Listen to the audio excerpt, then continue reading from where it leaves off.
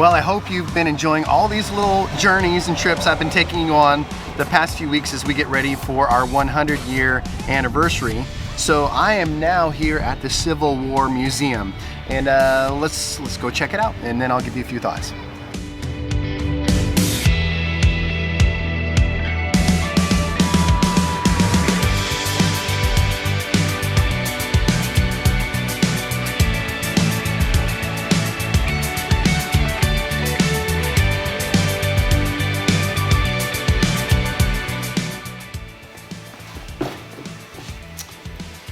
All right, so what does the Civil War have to do with our 100-year anniversary at Grace Pointe?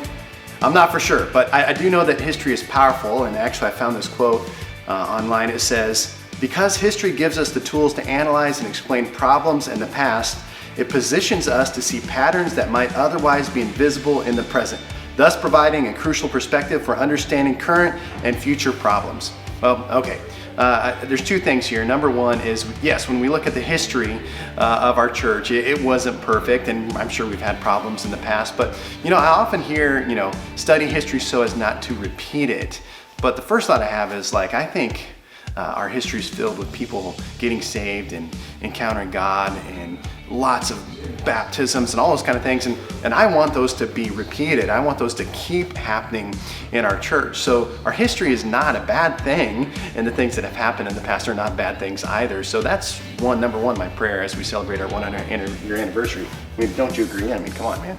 Is that history will repeat itself, in that we will continue to see lives touched, the gospel preached, people saved, filled with the Spirit, miracles, healings, all those kind of things on our 100-year anniversary. Let's continue to take a look at this beautiful museum.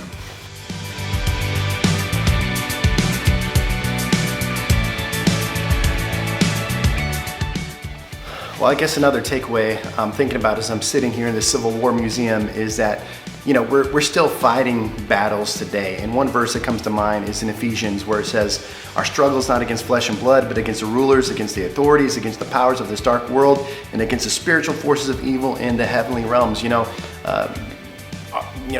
Carthage has a history of fighting battles. There's been battles that have been fought in this area, and we still do that today. We're fighting our own spiritual battle each and every day, and we're still fighting battles for the souls of mankind, right?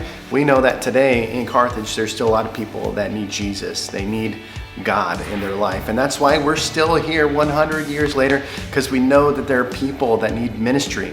So as we celebrate the 100-year anniversary, I want you to think about that.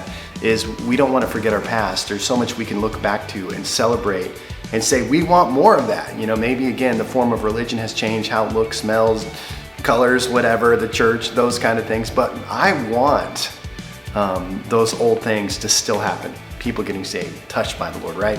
And then secondly, we have to take on this perspective that we're still fighting for our city, fighting for families, fighting for people, our children, our youth, and so on. Our 100-year anniversary, I just encourage us, let's keep fighting for the Lord, and let's praise God for 100 years.